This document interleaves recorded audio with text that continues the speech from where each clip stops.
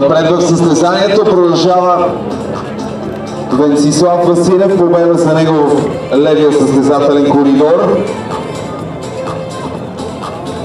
Да се появяват за старт.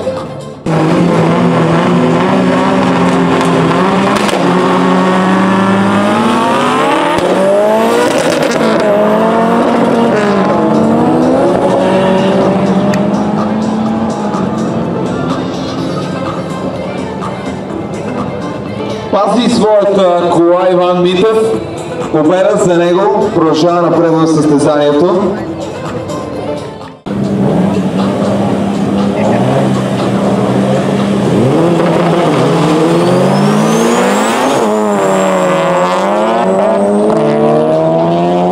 Сега Раим Ахмед ни демонстрира доста по-добро време за реакция. И той побеждава. Продължава напред в състезанието.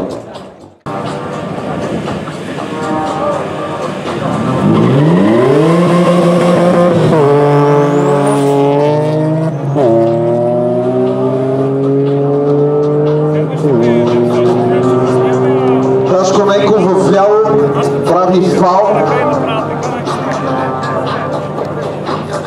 Той пресича първи финала.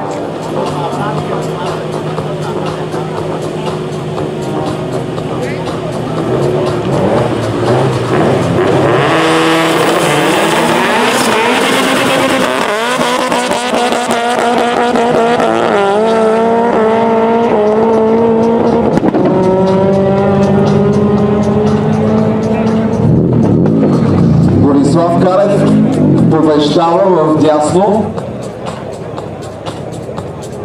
и се класира.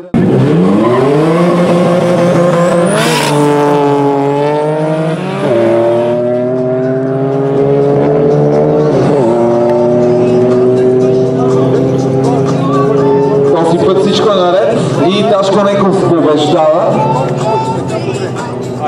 Заема последното.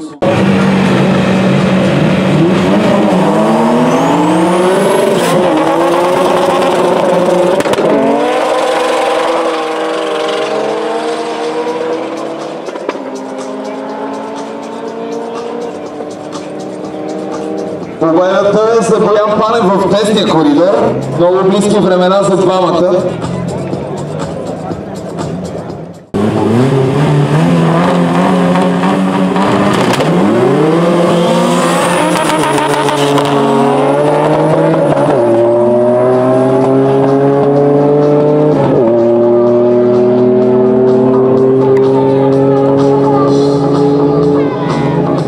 И с 11 секунди 987 хиляди Иван Митев се класира на полуфиналите.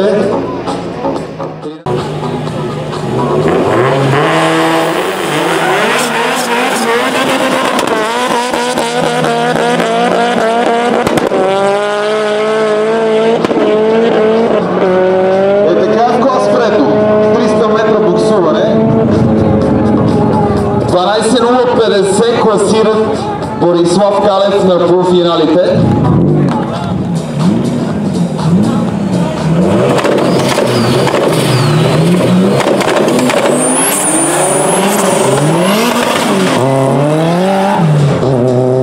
Това старт сега за Боян Панев.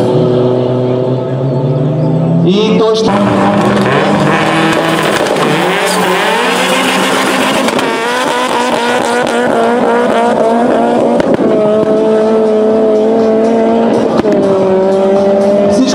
До този момент сега вече колите зацепват. Победата е за Борислав Калев в дясно. И Борислав Калев е втория финалист. 11.800.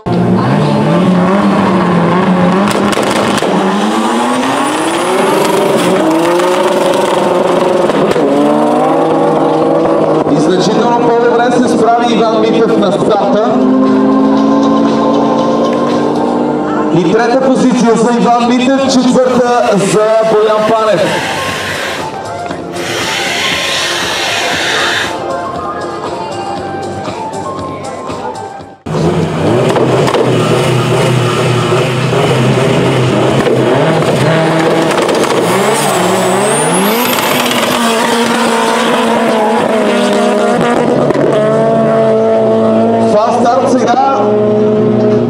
за Борислав Калев в ляво, но той първи стига на финала, което означава повторение на старта, все още 0-0.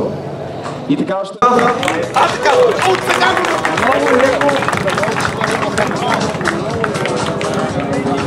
Купа и шампанско за третата позиция. 15 точки за шампионата. Днеска рибата гледаше купите и каза, абе, много красиви купи. Викаме ми, той е така, като отдавна не си взимал тази с най-големия размер. Исках да го стимулирам, ама ето пак до трета позиция го докара. Шегувам се естествено. Елате! Втори днес е Венцислав Василев. Браво! Получи технически проблем и не можа достойно да се представи в финала. Затова втора позиция за него, купата и шампанското. 18 точки за шампионата. И дали очаквано, дали неочаквано, победителят днес е Борислав Калев. Аплодисменти!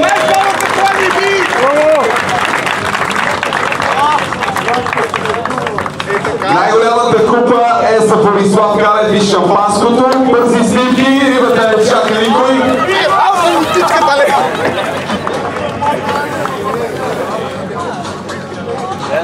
Хубаво е да си прети, защото първи отдава шампанско. И така, това бяха тризионите в стрит предно предаване.